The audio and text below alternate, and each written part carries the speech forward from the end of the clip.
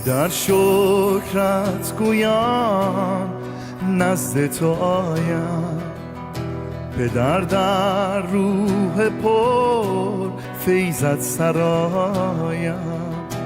تو مالک وجود و جسم و جانم، تو هستی منی، تو را ستایم.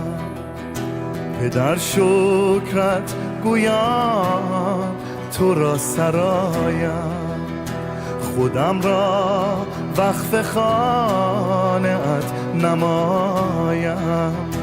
تو میراث منی، نصیب جانم، تو را حرمت نهم از دل و جانم.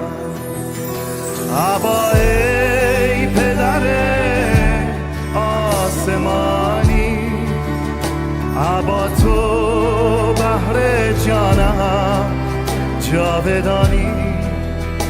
ابا تشنه حضور تو هستم، ابا از پری روحت کن مستم. ابا ای پدر آسمانی، ابا تو بحر جانم جاودانی. ابا تشنه حضور تو هستم، ابا از پری روحت کن مستم.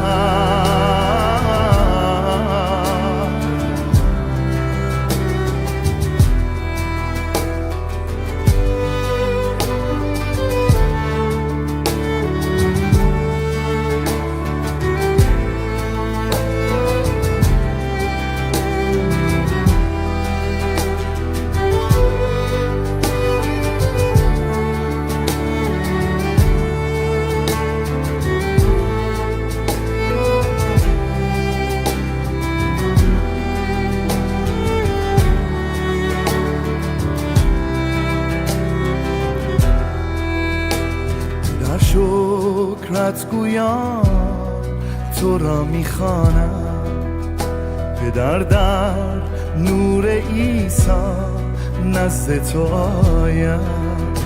تو میراث منی، نصیب جانم، خداوندم به آغوش تو دام. پدر شکرت گویان تو را میخوانم، پدر در نور عیسی نزد تو آیم. تو میراث منی، نصیب جانم، خداوندم به آغوش تو آیم. ابا ای پدر آسمانی، ابا تو بحر جانم جاودانی. ابا تشنه حضور تو هستم، ابا از پری روحت کن مستم.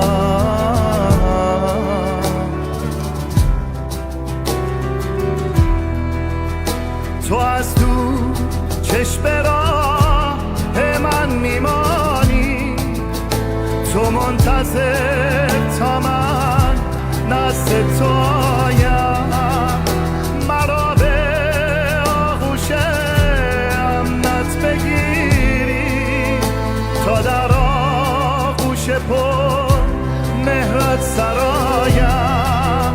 تو ردای دارد بحر جانم، به دنیا مهرت را اعلام نمایم. ابا ای پدر آسمانی، ابا تو بحر جانم جاودانی. ابا تشنه حضور تو هستم، ابا از پری روحت کن مست عبا عبا ای پدر آسمانی عبا تو بحر جانم جاودانی عبا تشنه حضور تو هستم عبا از خوری روحت کن مست